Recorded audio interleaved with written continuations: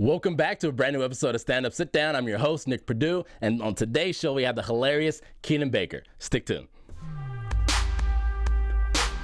You are tuned in to Black Hollywood Live's Geek Nerd Tech.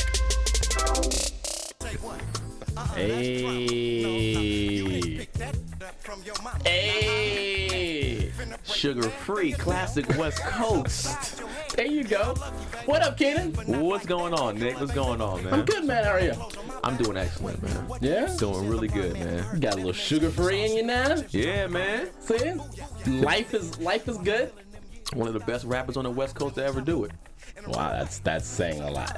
Hey, everybody from California will agree. Well, from LA will agree. Nobody else around here agree. That's saying a lot. But hey, that's all that matters. So let's jump right into it. I'm excited to have you here. Appreciate it, man. You know, you are one of these comedians who, you know, really kind of got into the game and onto the scene. And especially like when I first started doing comedy, you know, there was like a few people that I kind of followed and really kind of watched, and you were in that class with the Tony Bakers and the Clayton Thomases and the London Browns and then Justin Hyers and DC Irvins, you know, I mean, just like that group of everyone right now who's like really starting to pop, which is fantastic. So appreciate it, man. I'm glad to have you here, man. I'm glad to be here, man. I'm so happy to get out the house. I mean, it's Sunday. It's Sunday fun day. Hey, man, you know, I was in the house doing nothing, bubble gutsing it up, and wow. I'm glad I'm here. So you are living the comedian rock star lifestyle. Yeah, basically. That means roommates. That's what. That means. That's exactly what it is. Until you do movies, and then you're like, all right, then I'm like, you know. Exactly. So you're a Cali boy. Yeah. Right, from San Diego. Oceanside, California, San Diego, military kid type of thing. You know. What was that like? What was that like growing up? We moved a lot, and so I got friends in a lot of places. Me personally, that's how I was able to meet a lot of people and be cool people like that. But parent wise, my dad was very, very strict. Not necessarily strict, but he had this he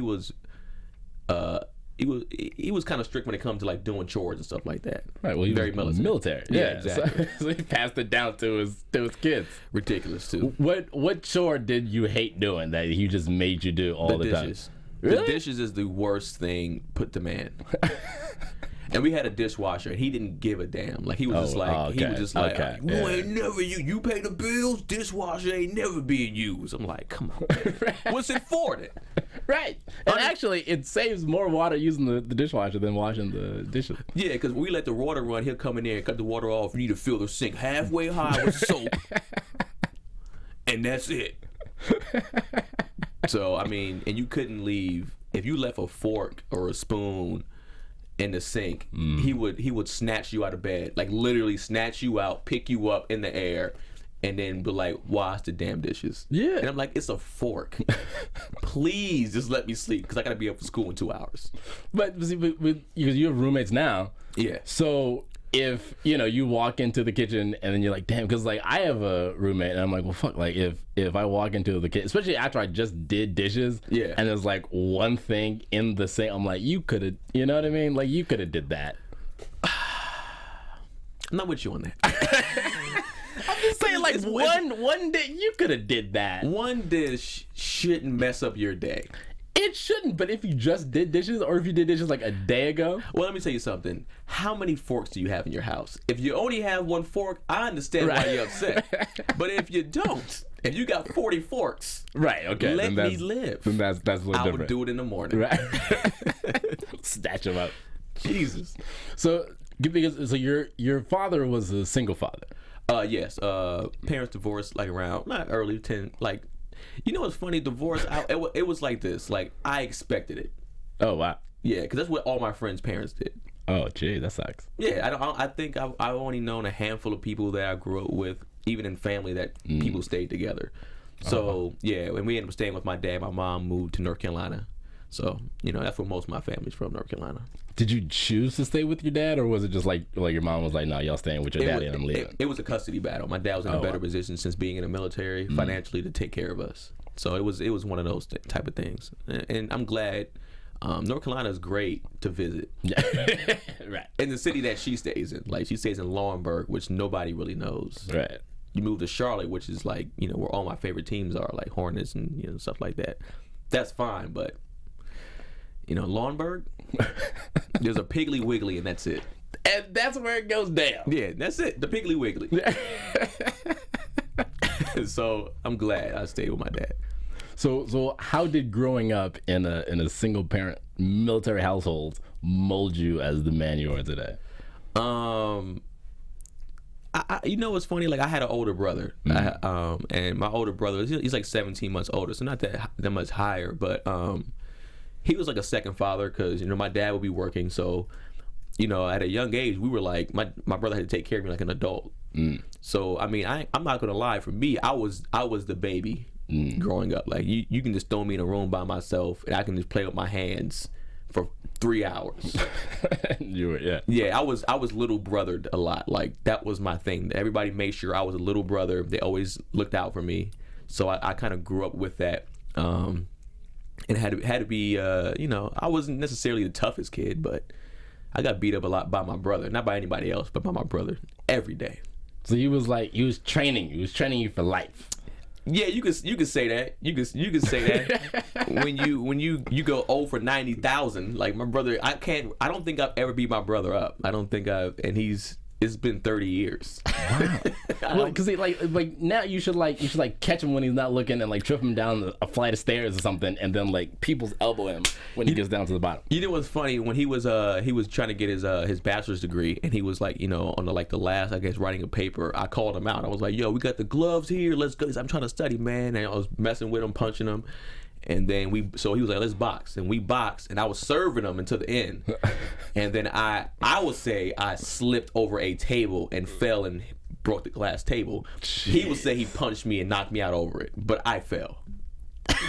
In my eyes. Either way, a glass table was broken. And it's on tape. It's on the internet.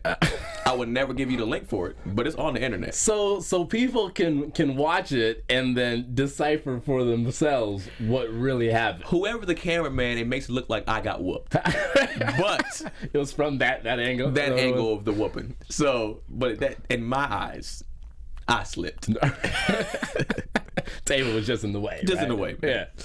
So, but growing up, like in school, like were you the smart kid? Because you weren't like the bully, but were you like? Nah, I mean, I played sports, so I was like, I was a class clown. I was like, that's the typical comedian thing. I was the class clown. So for me, it was just like I just like to have fun. It was about girls and hooping and clowning. That's all we did. Girls hoop clown. So all right, sounds like the wood. Yeah, exactly. So, you know, I had my core friends, and that's all we did. And then, I mean, in high school, that was when it got kind of like weird because in 10th grade, I was getting kicked out of a particular class every day, English class. I would get kicked out every day for talking. Yeah, and she would keep moving me and my friend around the classroom, and the further she moved us away was the worse. Because now we're screaming these insults to each other. Right. Yep. And then she's actually the reason why I didn't do comedy earlier. She pulled me and him outside, my friend outside, and she was like, you know, I went to UCLA when I was 17. I was like, you had an early birthday. That's all that means. Don't make you smarter than anybody. Right. And she goes, you know, you don't have to be Eddie Murphy, a comedian. You can be better than that. You go to college. And I remember telling her, I was like, I want to be a businessman. And she was like, you mean an entrepreneur? I was like, yeah, sure. You know, I didn't know what an entrepreneur was. I just said businessman. I thought that's what it was. And then that honestly stunted me from doing comedy because I didn't want to make her what she said come true. Right. You know. So then what brought you to comedy? One of my friends, Baleko, he was doing stand-up. And I would just go with him to comedy clubs. And I met him and this dude named Ronnie Ray. And I would just go and watch them. And I was like, yo, I want to do this, but I was scared. So, you know, it was one of those New Year's resolution type things. Oh, wow. And then I know I don't follow resolutions. So I started December 19th. Okay. Instead. Okay. And then I started and I did well. And then. What was the first show like, though? The first show I ever did. Very first one, live audience. It was at the Ha Ha Cafe. It went really well. It was for a competition. Nice. And I got second place in the competition. Yeah, it was great. I had fun, man. I loved it. And then I got a joke stolen the next day from me. Did you really? Yeah. What joke was it? It was something about living with my dad, and then actually the guy Ronnie Ray, he was like, he hit me. He called me. He was like, "Hey man, somebody up here doing your jokes and you ain't here." And he's laughing. He thinks it's hilarious. And I'm just like, I'm just starting already. He's like, that means you're doing something good, kid. So keep going. He's like my mentor. So he's like, don't worry about it. Just keep going. Keep writing. Who was the guy that did your joke? I don't even know who the dude was. I just know it was I think it was an Asian guy. Yeah. Man. So. And Dr. Kennan's on TV now. Look at him now. Look at him now, man. Killing the game with this dad joke that I wrote. So, That's funny. Now, when was your first bomb, and what was that like? Yeah. Epic story. It was right after my first show. It was my second show. Nothing like the second one. Yeah, this guy had came into an open mic looking for comedians for a show, and at the Regency Theater and like on La Brea. Oh wow. And he was like, I got this show I want to do. And so we go do the show. It's like 300-400 people in there. So this is like way bigger than anything I expected. Right. And he's like, you got to dress up in a suit and tie. And I'm like, I'm not a suit and tie guy. Right. All right. So I already got my excuse lined up why I'm about to bomb. If I bomb. Because I don't wear suits, man. That's just not what I do. I like being comfortable, and I'm not comfortable in a suit. So comedians are going up, bombing left and right. My boy goes up, annihilates, he kills. And then I go up, and I start off this joke. I say, I start off, I go, yo, F the police. And it just echoed. It just echoed throughout the whole theater. And I was nothing. Like, nothing. And I was like, this is about to go horribly wrong. And then I go into the joke, and they just start booing me. Because he made it Apollo style. So he allowed them to boo you. So they're booing the heck out of me. And then I just go into the crowd and start kind of dissing. And then I got them back. So I was like, let's go back into material. And then they booed again, like, just get him out of here. Man. So the host comes up to me. He's like, brother, just give me the mic, brother. There you go. He grabbed the mic from me slowly. I was like, ugh. He's like, there you go. Just walk yourself off stage. There you go. Ooh, he was horrible. And I was like, I just walked off stage and just was like, I want revenge. So that's why I knew I was staying in, because I didn't want to quit after that. Right. So it was cool. So they booed you. Yeah. And then you got him back. And then you lost them again. Yeah. It was the material. So you lost them twice with material. Within 2 minutes. Dang. Yeah, and it was 300 people booing, so it was loud. That's rough. And I remember, it's funny. Only person I seen was a girl that I went to college with. She was in the crowd like shaking her head like, I'm about to tell everybody back in college that you shouldn't be doing this. Oh man. That's how I felt anyways. So you wanted revenge. Like that was like your headspace was like, nah, this ain't over. Yeah, because I was just like, I was mad at myself for just letting it happen that way. And then I was like, I ain't never wearing suits again. That was the first thing I said. I told you I shouldn't wear no suits. But was it the suit though? It was the material. It was the material, hands down. So have you worn a suit since? I would never wear a suit if I don't have to. Unless like they say you have to wear a suit for this particular program, I'm not wearing one. You should just try it, and with your jokes now, just to see, Why? Maybe it is the suit, because that's how you know, like for sure, like maybe it is the suit. If I bomb again, I'm coming to find you. Yeah, I'm coming to find you. Come back here, and then be like, Nick, dude, what happened? I'm like, hey man, I guess it's the suit. I don't like feeling that tight. I don't like feeling that. But see, if you would have been a businessman like your teacher wanted you to, you would have been in suits all the time. That's true. I should have been a businessman. Yeah, I would have been fine with it. Exactly. Then no, be like, I want casual Friday every day. Come on, flip flops and jeans. be that startup, right? Hilarious. I don't know. All I'm saying is just try it once. Do it for me, if anybody. And and then if you bomb, you bomb. It'll make you stronger as a comic. I might try it again. Yeah. I won't, but I might. No, I mean, look, you're on your Comedy Central special. No. Don't want a suit. I want to wear a hoodie in my Comedy Central special. You want to wear a hoodie? Yeah. You know what they say? You know that they say that the hoodie is the comic suit. It's like the comic sport coat. Yeah, because that's what I'm comfortable in. I like either wearing t-shirts like this or a hoodie. I don't know. That's what I wear normally. So that's what I'm comfortable in. I just feel like I said, I feel like a suit. I'm just like a tight ass. That's how I feel. No offense to people that wear suits on stage. Maybe when I get older, I will be comfortable and transition to that. But as of now, I'm not feeling it. I'm no stylist. I like to feel comfortable too. Yeah. I just won't ever wear shorts. If the suit has a hoodie on it, I might wear it. Or wear a little sport coat with the hoodie. I would do that. And then you'll be like, what was it? What was Mark Curry's show? Hanging with Mr. Cooper. Yeah. I'd do that. I could wear the sport coat with a regular shirt under. Oh yeah, you I'm can do that. I'm not a fan of the tie. I gotta keep adjusting the tie. So have some glasses. Do the little Tony Baker as you. I think it'll be funny, but that's just me. Because you want to see me bomb. I don't want to see you bomb. I want to see you succeed. But if you happen to bomb in the process, then that'll be fantastic for both of us. That's all I'm saying. So speaking of your terrible material that caused you to bomb, how often do you write new material? Like, and what's your writing process like? My writing process is a little weird. Like, for me, I don't really write out full jokes by like pen or something like that. A lot of times I write out the premise, or I'll put the premise in my phone or whatever like that, and I have to kind of like just do it at the house. I gotta just kind of go in the mirror and just be like, and do whatever the joke is, and then I'll record it and I'll listen back to it. I don't necessarily, I'm not Jay-Z, like I ain't gotta write nothing, but like for me, when I do write it, I feel robotic.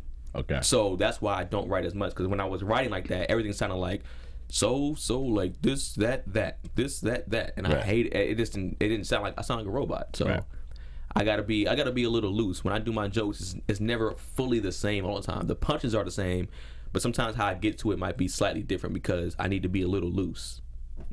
So that how often do you work out material before you use it on stage?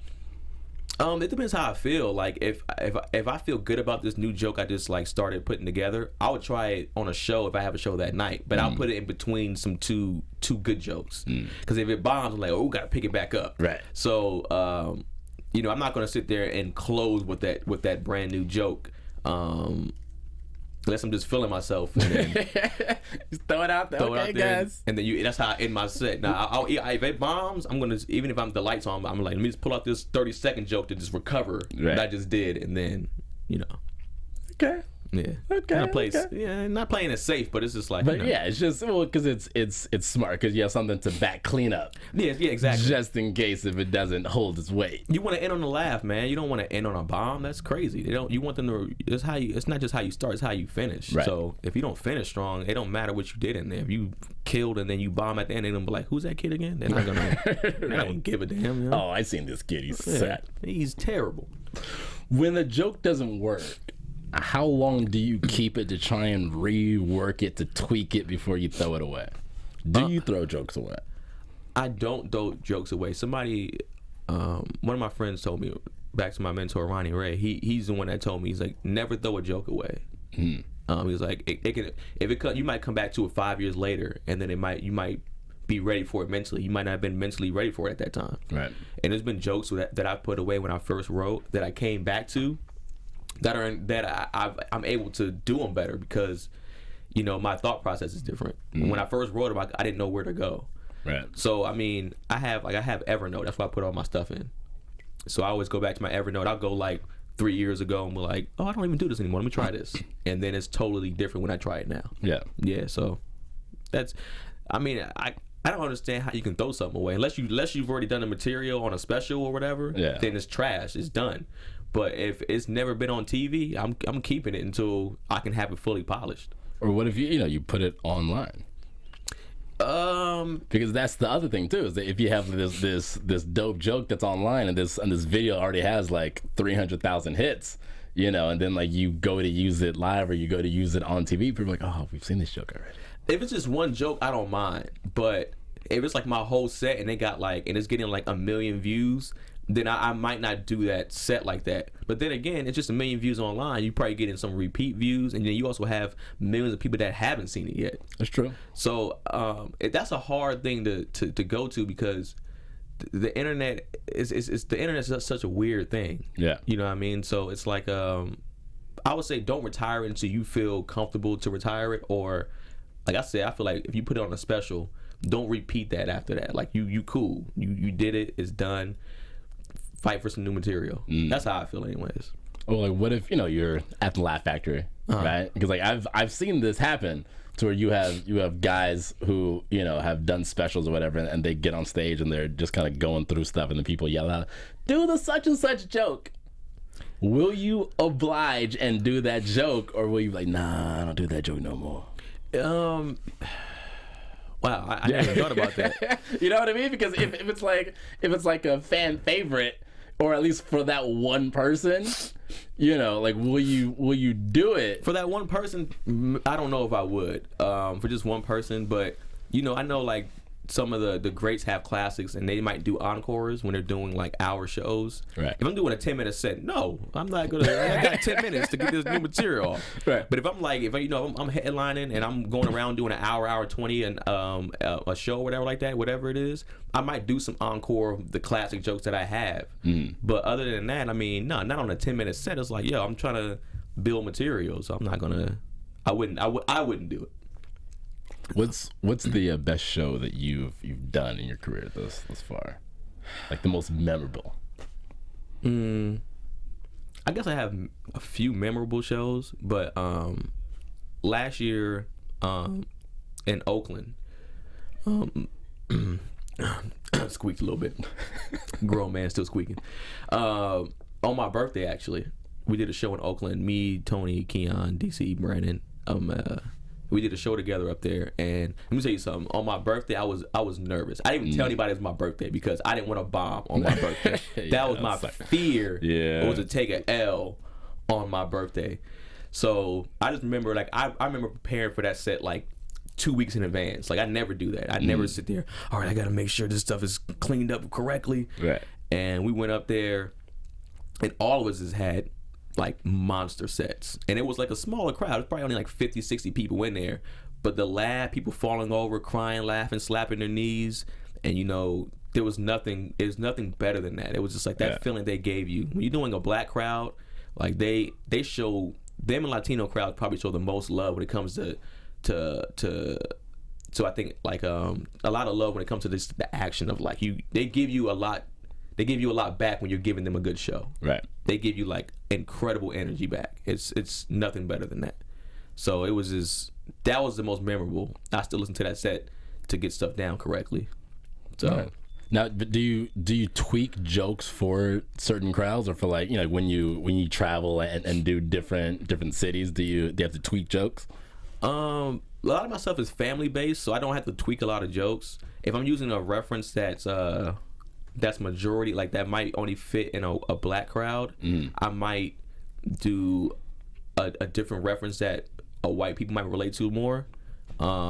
It depends. Like there's times I haven't, but sometimes I might tweak those type of jokes. But if I'm doing my family stuff, I normally don't tweak anything, which I normally do with my family stuff. So I'm not doing a lot of tweaking for a mixed crowd, or a Latino crowd, or black crowd, or nothing like that. I'm normally just doing my stuff the way it is. Nice. Yeah. So I mean, like, but have there been times where you've done something and then you've made a reference that like black folks get, and then you try and make the same reference, and white folks kind of sit there and it's like, I kind of get it, but I'm not.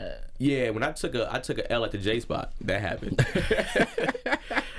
I did this joke and I use it. I normally do it like if I do it like in a mix or a white crowd, it normally works. And then I did the joke. I said it was my like the Notebook or something like that. And when I did the joke at the J spot, they were like, what's the Notebook? Really? And then after that, they just kind of turned their back on me, like literally turned their back, like physically turned around on me and was like, "We're done with this clown." Oh man. So yeah. It's harsh. It's harsh out here. Huh? It's harsh, man. But what's the toughest crowd that you've had to slang jokes in front of? What do you mean, race based? Or I mean, just like you were in a city, or there was a particular show, or a particular night, a particular club. Like bar shows are normally tough because they're not there to see you. Right. Like when you're doing a bar show, a lot of times they're there watching the game or something, and then they're like, "Oh, comment, who the hell is this kid, man? Why is he interrupting my game?" And you're like, "Oh God, here we go." Yeah. And you're normally fighting with the crowd. You're not. It's not even time to do material. You got to just go into the crowd and be like, "Hey, this guy," and that's normally the toughest because you're going in there with material and you can't do material. You damn near got to do crowd work for your 15 minutes or whatever you're doing that night, 20 minutes, whatever it is. And it makes you a stronger comic, though. It definitely makes you a stronger comic. I think you need that. I think it's good to hit all type of rooms, whether it's bar shows, black shows, white shows, Latino shows, mixed shows, everything. I think you need to be able to be well-rounded because you might be put into a situation where you don't know how to perform it. You do a church crowd, you can't go in there and be cursing and doing a bunch of sex jokes. You got to be able to be prepared for that. Although if you do sex jokes. Because sex jokes kill in the church. They do, but it's like as long as it's just a way to do it. Yeah, you can definitely do those type of jokes, but it's like if you out there just humping stools the whole time, right? Like, they're gonna be like, all right, now my eyes shouldn't be, you know. When you do write new material, like do you seek things out, or do you just kind of take stuff as it happens to you? Like what's the new material writing process? A lot of stuff is my life is based on my life. So for me, like I like going home. When I go home to see my dad, like in where he stays at on a military base. And my brother stays over there, so I'll go and I'll just talk to them, and we'll just like reminisce, and then that's how I'll pull new jokes from there. Sometimes I'll pull stuff from like just observing, but I'm not really that guy. I don't sit there and be like, "Oh, planes do this." I'm not really that guy like that. Right. I like just being personal, and I might get a little too personal. That's why I make sure when it comes to relationships, anyways, I always change names. I don't need you. You said this. But because it's true, Keisha. Yeah, it's like I want to use his name. Like, I got some stuff out there that there's one joke that this girl knows it's her. She whenever she sees it, she's gonna know it's her. But I tweaked it, but there's no way to tweak the situation. What's the joke? The girl that faked cancer to break up with me. What? Yeah. She knows who she is, and she's an asshole. She faked cancer. Yeah, man. How do you like test and everything? Like she was going to the doctor and the whole situation. She hit me with the whole doctor. Like, the long story short, it was a long distance relationship. Oh, okay. And she actually, I give her a prop for flying me out to tell me that she didn't really want to be with me, to pull the situation off. But she hit me with the last day that was there. She was like, had to go to the doctor and they found, cancerous cells in my cervix or whatever like that. And I'm like, oh man, I'm thinking like, yo, this is crazy. Whatever you need me to do, baby, I'm here for you. She was like, no. I'm like, let's tell your mom. No, don't tell my mom nothing. And I was like, that's weird. You want me to tell your mom? Right. So I had to take this 6-hour flight back home and just eat that. To the face. I was just like, Jesus Christ. Just on a flight, just thinking about it. And as soon as I got home, she has pictures of her and a dude already. Wow. A new dude. Within those 6 hours. Well, I think he tagged her. Oh, man. In the pictures. And then, on Facebook. So, and then all of a sudden I'm blocked on her page. And then she shoots me with an email saying, the doctor said everything's great. I ain't got nothing. I was like, oh, for real? Oh, man. So, literally 2 days later, that was on stage.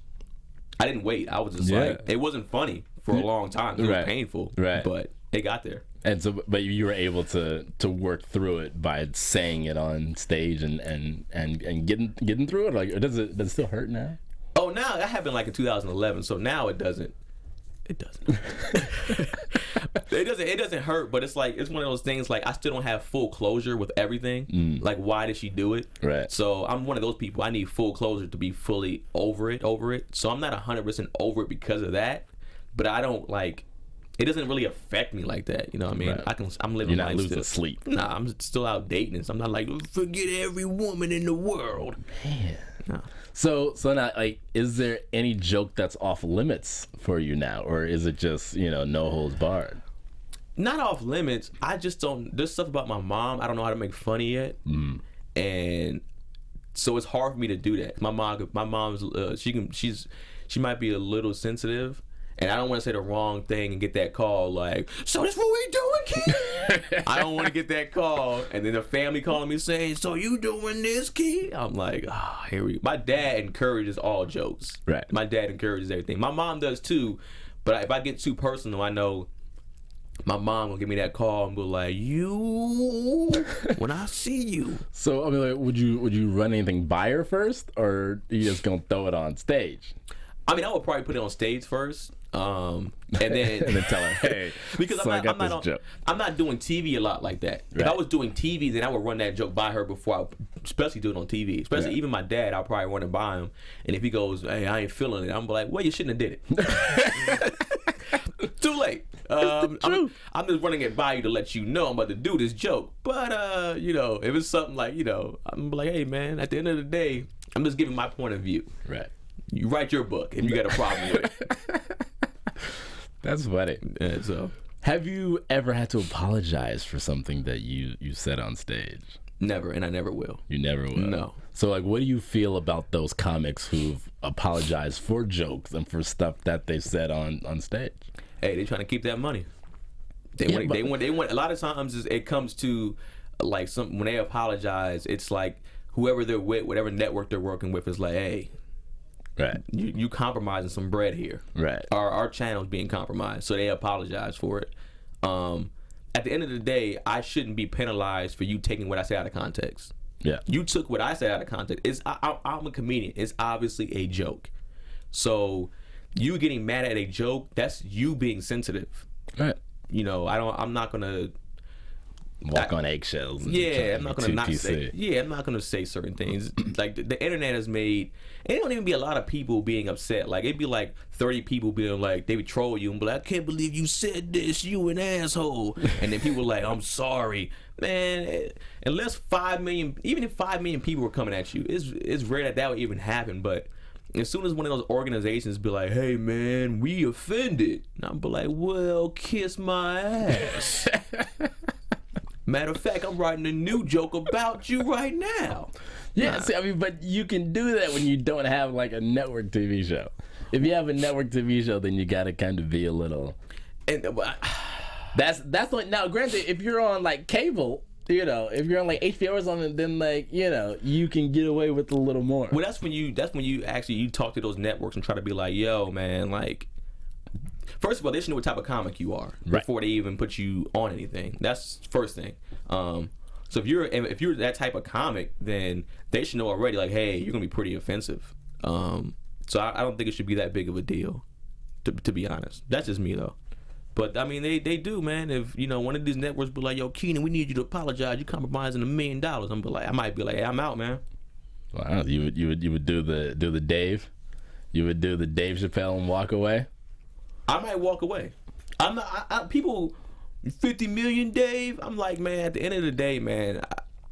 I got my integrity. Right. Like I'm not. Like at the end of the day, like when it comes to stand-up comedy, like you can do whatever you want in stand-up. Yeah. You know what I'm saying? That's what it's about. So, at the end of the day, Dave doesn't need the TV show. He can always do stand-up the rest of his life and make a living. Yeah. He's fine. He's got a core cult fan base. He's fine. Yeah. And that's what that's why I hope to build too, that type of fan base that no matter what I say or if some people get offended, they're gonna back me and be like, we're with you. And I can still sell out theaters and arenas or whatever like that with them without having to have this big company back me. That's how I feel anyways. All right. So if Bernard Push-Up Williamson ever offends anybody, are you gonna have to kill him off? Absolutely. I already offended people with him. Did you? Fitness people are not really feeling him. That's hilarious. So now just backstory for the people watching and the people listening. Tell everybody who this Bernard Push-Up Williamson is. Bernard Push-Up Williamson is a character that I created online. He just does push-ups for everything. Anything you want to work out your glutes, push-ups. You want to work out your neck muscles, push-ups. Push-ups anytime, anywhere, any place. Daisa. That's what he says. Daisa. So the character's loosely based on my dad. He when he wanted to stop whipping us, he wanted to stop beating us or whatever. He had me and my brother do push-ups. So that's where it kind of came from. And then the dice out thing came from this dude at the gym. You know how dudes be at the gym screaming when they be doing stuff and they be lifting. And he was saying that. And I was like, dice out? I don't even know what that is, but it's hilarious. I'm using that. Yeah, I'm using that. So that's where it kind of came from. That's funny. And then, fitness people been like, yo, I don't find nothing about this funny, dog. This is a lifestyle, Herbalife. I'm like, shut up, man. But, like, do they know that you're a comic? My bio says it, so if they don't read it, that's on them. Right. I'm not going to explain to you that, hey, it's a joke. I'm like, it offends you? I got another one coming next Wednesday. I hope you tune in. Good. That's funny. I mean, unless you have some like fitness mafia, come after you. I'll take an ass whooping. I'm not afraid to lose. I'm not afraid to get stomped out. As long as you get it on camera. Get it on camera. Yeah, man. So you can make some coin off of it. Yeah, it's like, why are you offended by an obviously like parody character? Like he's obviously just having fun. Right. If you're that offended by it, you're just a dirtbag. So how do you feel about these internet comedians, trying to move onto the stage, and then you have stand-up comics, trying to get on to this internet game? I love it. I think I don't see what the issue is, because especially if you're an internet guy trying to get on stage, I applaud you for that. Just respect the craft. Right. That's the main thing. I think a lot of comics. I think where the issue is with comics and internet guys is that the internet guys have built a fan base so big that they get booked quicker or get more money when they go on stage because they have a built-in fan base. And you see comics that have been doing it for 10 years that can't get that pay or that stage time, and that's offensive. And I understand that these guys don't have 20 minutes of material yet, and you do. But a lot of these clubs, all they care about is filling the seats, man. That's all they care about. So, you got to look at it from that standpoint, from a business standpoint. You can't be mad at them over that, you know what I mean? Yeah, and they could say, "Oh, we had so and so on Thursday night." And if he can put 100 seats, like $100 in them seats, that's what matters. If your name can't, they don't care. It's not even about the funny anymore. It's about how many seats can you fill. It's not about the funny. Do you think that comedy has been watered down a little bit, or? Yeah, I think it's making a little bit of a comeback. I think stand-up's making a comeback, but I think now. With comedy, there's just so many branches now. So you just got to realize there's internet stuff, there's stand-up, there's these type of different genre now is that spawn from comedy, and you just have to. What are you doing? Yeah. Just respect the like a lot of times when it come from stealing and stuff like that. If you steal from a joke on stage and take it online, I don't know why some of these guys just don't give credit. Just say, hey, inspired by this comic. They never do that. They just go do the thing, and they get 20 million views. And then when they get called out, of course, their fans just go at you because you're not big enough to even defend that. You know what I mean? It kind of sucks, but, just respect it. Like, if you're going to do that, try even put the guy in your sketch. If you can get in touch with them, be like, hey, man, I like your joke. Can I put you in a sketch about doing your joke? Either yay or nay. If they say no, then don't mess with it. If they say cool, help them out and get some fans. Yeah. So... Yeah. Yeah, because like the whole meme generation now and this whole meme genre, it's like a new form of joke stealing. Oh yeah, absolutely. And it's so hard to even say that person stole it because there's so many funny people on the internet. The internet's hilarious. Yeah, the internet has a bunch of hilarious people, and now everybody's thought. There's a lot of similar thoughts out there. So now it's hard to say. You even made that up. This guy might have had it before you. You just didn't see it yet. We don't even know now because the internet is endless. Yeah. So it's even a tough call when you be like, yo, this guy stole it. It could be a similar thought process. It's like 100 billion people that's online like that. Not 100 billion, but you know what I mean. There's like a lot of people. That's more people than this on Earth. Yeah. But it's like there's millions and hundreds of millions of people that's online, and somebody's gonna have maybe a similar thought like you. Right. So. It could be stolen, definitely could be stolen, but it might just be like you had something similar. It could be. Yeah. But that's the tricky part about it. Now, we're sensitive with our craft. We work hard at writing jokes. So we're real big on, if you take something from us, that like that's money out of our pocket. Yeah. You just made a meme off something that I make money out of, and now everybody thinks it's yours. Yeah. And that is where the problem's coming in. Yeah. Punchlines are money, man. That's true. Yeah. You know what else is money? What? Carrying around a gallon of water. You want me to show the world? Yeah, pull out the gallon. Here's the thing. So when I walked into the studio today, Keenan was already here. He was definitely very punctual. And the first thing I see is this big jug, this big gallon water jug just sitting on the table. Kagan water. Yeah. Or Kangen, whatever they want to call it. And I'm like, man, like you really doing it. You know, you really about that life. So, which is another reason why fitness guys shouldn't get mad, because you out here really walking around living that water life. Trying to be healthy. I guess after like what happened, why I carried a jug around. We were talking earlier about this. I carried a jug around because I had pretty much like a heat stroke on a hike, and so you know you're out of shape. Yeah, so no, I was. I got called out for having, I was getting a little pudgy, and then I was like, man, I still got a 6-pack, and they were like, show us, and I pulled up my shirt, and I went, huh, and nothing showed up, and they were like, see, come on. But yeah, I went hiking on a hill with a few friends, and I started to get real dizzy, and then it's funny, like my jaw started to talk like, so that's how people knew something was wrong. Yeah. And my hand started to do the Chris Rock, so I started to just fold in, and I was just like on the ground, and they're laughing, and the only thing I could say was, please don't Snapchat this. Because they were Snapchatting like the whole thing. Right. And then I was like, please just don't do this to me. And you just fell out. And I was like on the ground, just like, and they're laughing while stretching me out, of course, and they're like trying to keep me, And I was just, please don't have to call this helicopter in to get me out of here, please don't.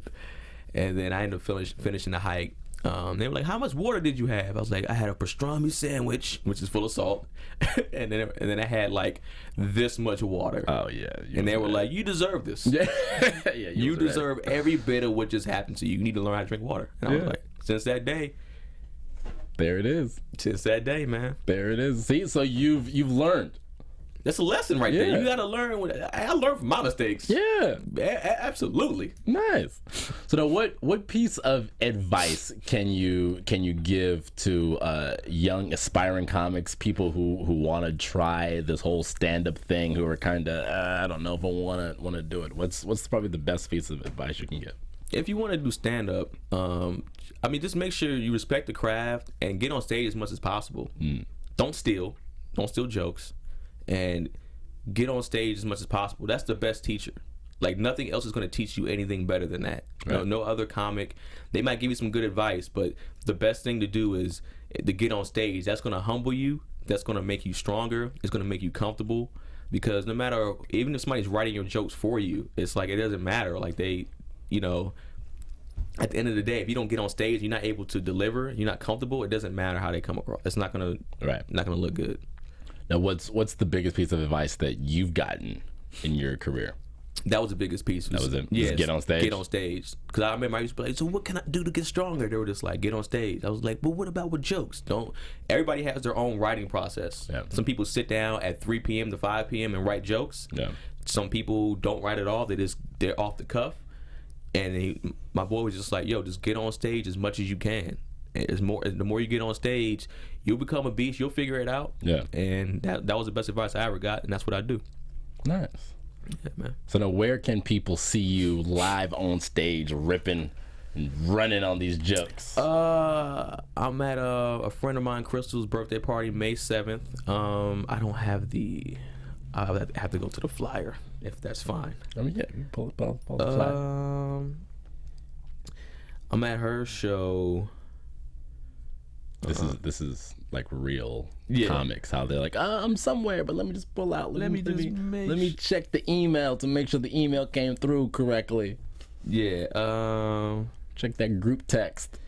So, damn, I can't find this mess right now. But yeah, it's a show in Hollywood. I mean, I'll post it on my Instagram, my Facebook. Follow me on Instagram, Keenan _Baker. Facebook, Keenan Baker. And I'll post it on there. That's what I do with all my stuff anyway. So Twitter, all that fun stuff. Yeah. I'm not on Twitter so much anymore, but you know, You just let it go. I'm trash on Twitter, man. All it is 140 characters, man. I like to talk, man. I get it, but you can put a video on there now.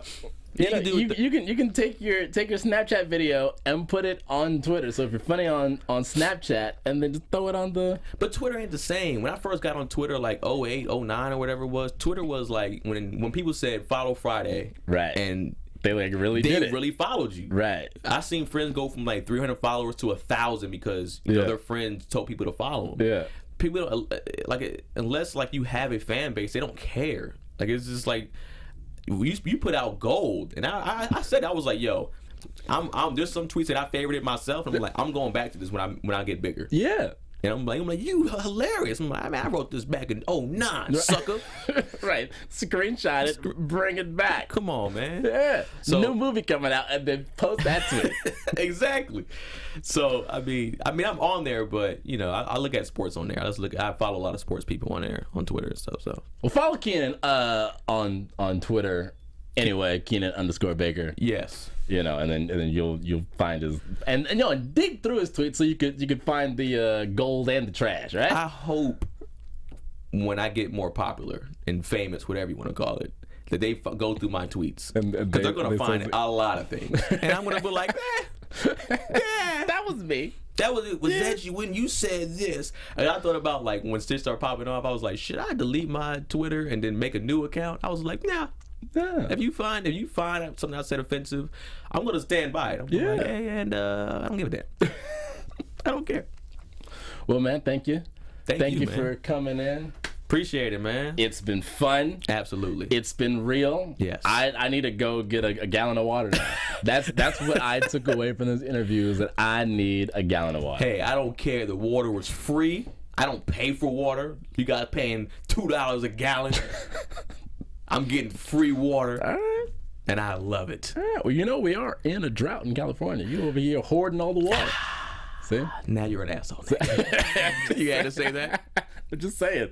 As I take a sip of my water. Thank you guys for tuning in to another fantastic episode of Stand Up, Sit Down. Of course, you can find me all over the internet at the Nick Perdue. And until next time, we'll see you soon. Out of here.